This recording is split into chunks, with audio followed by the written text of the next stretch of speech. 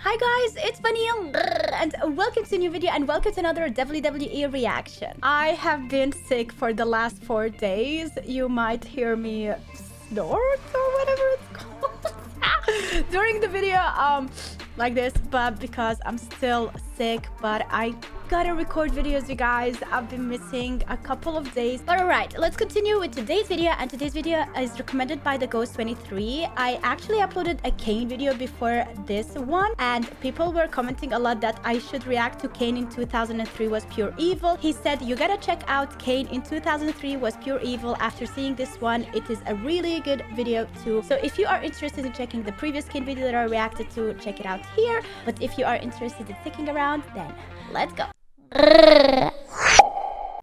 Made his debut in 1997, the wrestling world was introduced to a monster, a 7-foot giant who looked like a demon who would walk around killing everyone and everything, from setting his own brother on fire to attacking the entire roster with an iconic mask, the outfit, the theme, the pyro. From day one, Kane was on another level. And as the years went by and after many special moments, Kane became one of the most beloved wrestlers in the company. And as time went by, he went from trying to kill his brother to teaming up with him, and he went from being the evil demonic monster to eventually becoming the big friendly giant of the WWE.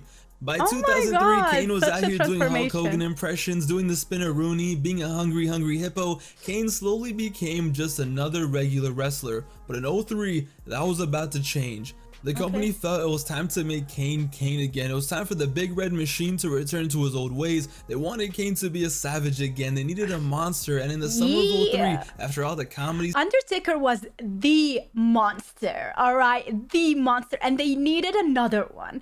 And this is the best personality in my opinion, because you can be so creative when you have this evil persona and a monster like wrestler, you know, who can be so mysterious but at the same time so evil. Like, I love it. I love how creative you can be.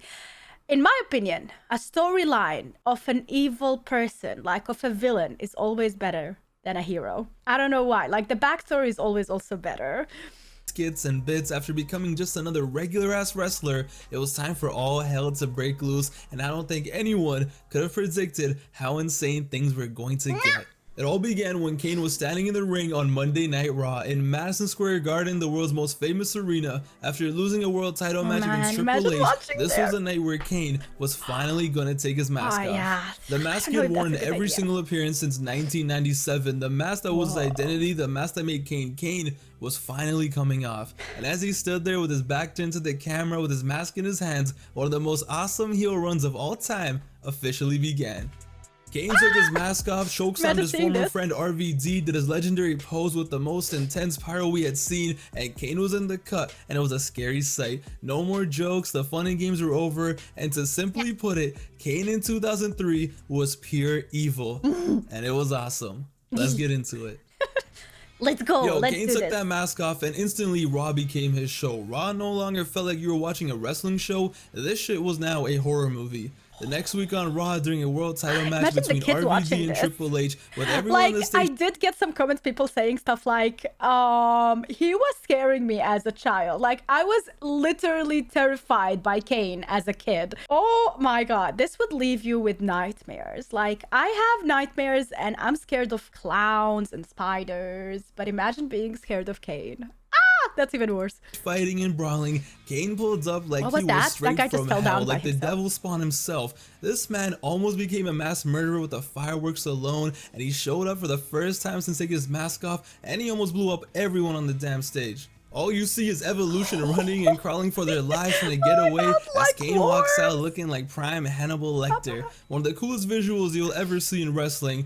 And this cycle goes to RVD and you're like, oh, he's about to kill his boy. But nah, he grabs Eric Bischoff, the general manager of Raw, and choke slams his ass off the stage, just killing him, leaving him wasted, wiping him out, and the crowd goes crazy. And the show ends with this insane camera shot. This shot just zooming into this monster's face after he just caught a body. And I was like, yo, welcome to the Kane Show. And that is one epic way to introduce a character. This was just the beginning, because every week after this, Kane just got crazier and crazier.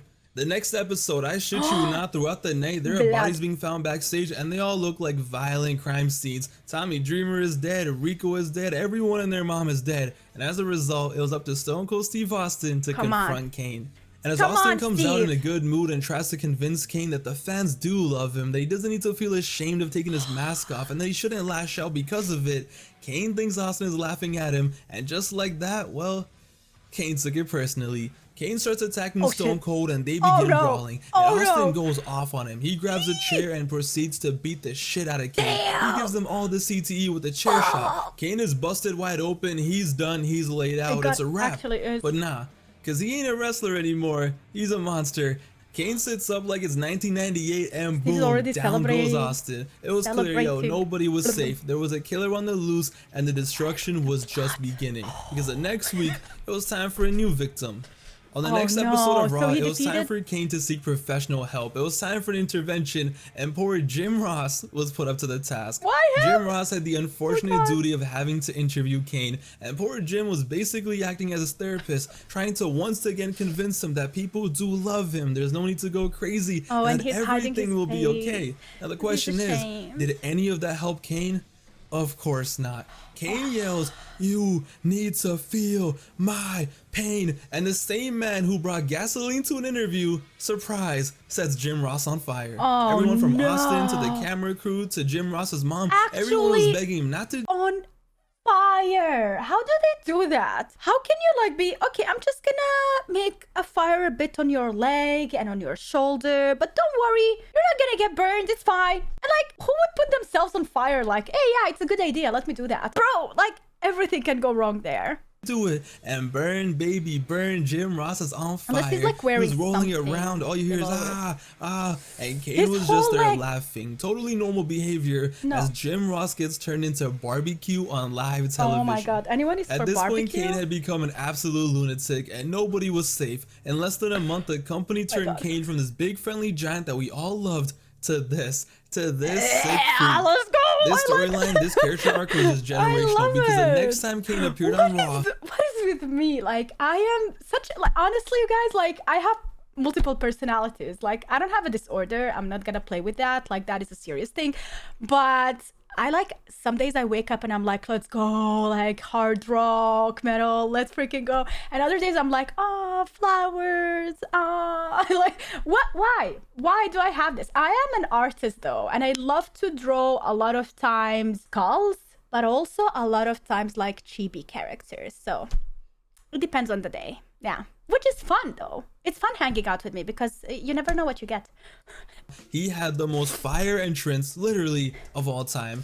Raw came back from commercial break, pyro exploded, his banger of a theme played, and Kane came to the ring escorted by a bunch of police officers and in handcuffs and shackles. What can that woman do? After weeks of committing atrocities, this is how Kane had to pull up to Raw, and it's just the most badass, one of the coldest things we'd ever seen in wrestling. You will be hard pressed to find a better entrance than this. I think the word that kids use these days is aura, and 03 Kane had all the aura.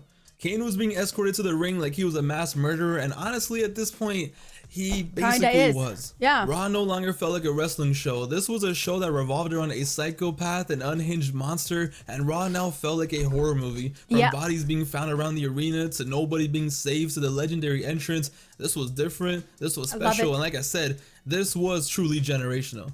And of course, that night after being unleashed by the police, he just goes out there and destroys RVD. He takes him to the stage, he throws him against the stage and almost blows up the stage again. A bunch of referees and agents come out, they try to save RVD. At this point, it's like Kane has a 4-star wanted level, the SWAT team is here, it's getting wild. How did they put him down? Like, I don't know what the do you think Arn Anderson's gonna do, because Kane is out here using all the cheat codes. Kane squad wipes the entire stage and then proceeds to get his hands on Linda McMahon. Kane grabs a 55-year-old lady by her neck and tombstones her on the stage. He just casually tombstones the CEO of the company like, and stands there and smiles. And that's how Monday Night Raw ended on this hot summer night in the summer of 03.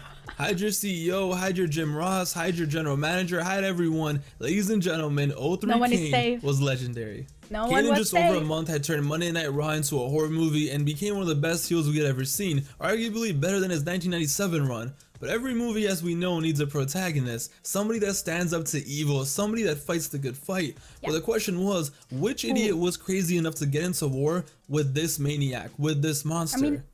Well, I present to you Shane McMahon. No, okay. Once he tombstone Linda, the storyline evolved into Linda's one and only son coming back to the company.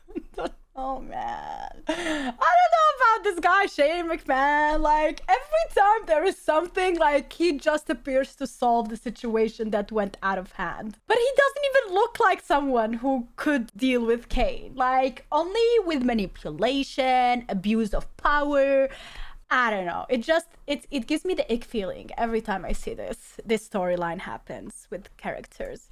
After a 2-year hiatus to avenge his mom and take on the demon, and just when things couldn't get crazier and the envelope couldn't get pushed further, these two idiots began to commit war crimes on each other every single week. Crimes? You had a man who had no fear, and you had a man who had no problem committing mass murder every week.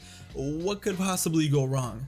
Shane came out that first week and he took it to Kane, and he even ended up throwing him off the stage, and after that it was on. They booked this guy unlike anything we had ever seen before. He gets thrown off the stage and it's like, it's fine Shane, I'll see you next week. Because the next week when Kane tries to get his revenge on Shane, he doesn't throw him off a stage, he doesn't do a choke slam. No, the fun and games are over. He tries to kill Shane McMahon. No, like genuinely tries to kill Shane McMahon. Oh my God. Yo, he takes him backstage to this dumpster, and all you see is this man with a bunch of gasoline tanks again, just pouring it out casually, like everything's fine, just another day at the office, let me just pour some gasoline in a dumpster. And next thing you know, there is fire everywhere in the dumpster. The dumpster becomes a fire pit, and this crackhead was going to put Shane McMahon into the pit of fire, because apparently tombstoning his mom wasn't enough. He was going to kill him on live TV and just set him on fire. But no, Shane fights off, and next thing you know, Kane is the one who gets kicked into the fire, and he just tumbles in, and it's like, yo, what is going on? What kind of wrestling is this? Kane basically dies on TV. How did they do this? I hope he threw him next to that container. But it's like from the visuals in the video looked like he was inside that, because there is no way he would have survived that without any burns. Gets burned alive, and it's like, all right, well, we finally reached a point where someone dies in wrestling. But next week Kane comes back like he's Michael Myers in Halloween 2, and he pulls up and he does the unthinkable to Shane. Like, as bad as it was setting Jim Ross on fire, as bad as it was choke slamming someone off the stage, the worst thing Kane ever did was what he did to Shane McMahon. This crackhead, this monster, this just maniac pulled up to Raw the next week, attacked Shane during a little segment, and he ends up handcuffing Shane McMahon to the ring post. And this guy, he pulls out jumper cables and a battery. And on an episode of Raw, on what was supposed to be just a nice normal wrestling show, Kane electrocuted Shane's testicles. What the f? To this day, this is one of the wildest things we had ever seen and ever will see at a wrestling show. A man getting tied to the ring post, getting his This child is taking pictures, unless it's a woman that is really small like me. Are there any children here? I don't see any children. Nobody, no parent was like, here, I'm bringing you to watch this time. No, were there any children seeing this? Oh my God. He's fried on live TV. Imagine being 6 years old and tuning into wrestling, and this is what you see. All you see is Kane just smiling as he does this. Shane's dying. It is the most random, one of the wildest things ever to happen at wrestling. And honestly, when you see this, you're just like, how do you think of this? As the weeks went by, they continued their war crimes. They continued killing each other every single week. One week Shane would sweep and destroy Kane. One week Kane would destroy Shane. Shane was jumping off stages, jumping up top ropes into tables, but it didn't matter. Kane could not be stopped. At one point, Shane even threw Kane into a car, put a brick on the gas pedal. You know what they should have done? Like, you know how in Royal Rumble you have so many of them fighting each other? Nah, at this point, bring all the wrestlers fighting Kane at once. Oh my God. Make a Royal Rumble where everyone is actually against Kane. And cause Kane to go full speed into a tractor trailer, something that would have killed everyone and anyone in the car. How do you survive this? Kane would just not die. He just kept coming back every single week. It didn't matter. Burn him alive, a car crash, give him CTE, send him to the hospital every week. It didn't matter. He would just beat up the hospital staff and pull up like nothing happened. Hey, yo, the wild part was none of this seemed cheesy, none of this seemed cringe. Yo, this was terrifying. Like when Kane wakes up in the hospital, that is genuinely terrifying. And after months of all this going down, it all ended with Kane finally destroying Shane in an epic ambulance match at Survivor Series 03, leaving him a mess and just sending him to the hospital for good. And after all the mayhem, after all the destruction, that's how Kane stood tall, and at this point was one of the most overpowered, most evil, most insane, one of the most awesome heels in wrestling history. And that's it. In just 5 months, Kane went from ha ha ha, I'm Kane, woo, to I'm Kane, I'm gonna kill your whole family. Yeah. And to top it all off, the same night he ended his feud with Shane, he ended that night by burying his brother, The Undertaker, alive. What a wild ride and what a transition. It came out of nowhere and instantly made Kane awesome again. Once he took off that mask, Raw became his show. He became terrifying again, and every week they were doing things we never thought we would see on a wrestling show, and it became more than wrestling. Like I said, it really became a crime thriller or like a slasher film. This was Silence of the Lambs meets Halloween meets WWE, and Kane absolutely crushed it. I was just a little too young to watch this live, but I remember watching this stuff on VHS later and watching it on YouTube in 05, 06, and 07. And even all those years later, this stuff would creep me the hell out. And I know for sure all the kids that were watching during this time, they were definitely left traumatized. I definitely think it's one of the most underrated heel turns and runs of all time in my opinion. He had so much momentum, was red hot. Literally, and at the end of the year, it is a shame that he didn't become world heavyweight champion, because honestly, to cap off his insane second half of the year, he no doubt should have been champion. It was 100%. Only right, but it never happened. And after this, Kane, he was never the same. Kane slowly died down and faded into the background, and eventually once again became just another wrestler. Yeah, he was cool in 05, 06, 07, but it wasn't the same. It didn't have that fire. But yo, these 6 months were so legendary and so special. I don't think it has anything to do with Kane and the character and the wrestler. I think it's just McMahon's decision to like they used everything they could, and at this point they were like, okay, we need to move on. I feel like they didn't want to make him a champion because they didn't want to make the idea that people who are like Kane and Undertaker are always unbeatable and always champions. Like, they can just be there for the storyline, but also not accomplish the best outcome, even though they are like the scariest. But I don't know. That's my opinion. I have no idea what I'm talking about, to be honest. Like, I don't know why he hasn't been a champion. Like, he definitely, from what I see, deserved it. It was unlike anything we had ever seen before or have since. No doubt one of the most evil runs in wrestling history. Kane in 2003 was the definition of evil, and it was awesome. What a time it was to be alive. Let me know down below in the comments if you guys have any memories of this run. It definitely was special going back to watch this, and I do recommend go back and watch this week to week. They handle this so nicely. It's your boy Pat, aka Wrestling. I hope you guys enjoyed this video. Hope you guys are doing well. Hope everything is good. And don't worry, the content is coming. I'm gonna pick up the pace. I got you guys. Oh my god, this is exactly what I want to tell you. I'm gonna pick up the pace once I move into my new apartment. Oh my god, it's snowing again. I love snow. I was sick when it started snowing the last couple of days and I couldn't go out, and now all I want to do is go out and let the snow touch my face. What a beautiful thing. I love snow. I hate winter, but I love snow. It's so romantic. Alright guys, that is it for today's video. I hope you enjoyed it. I'm blabbling a lot because I definitely miss you, and I definitely miss streaming. Usually streaming is my therapy, where I just talk about random shiz with you guys for like 2-3 hours every single day, and then we play a game or two and we watch some videos, and now I'm doing all of that by myself and I feel pretty lonely. Like, I don't like this.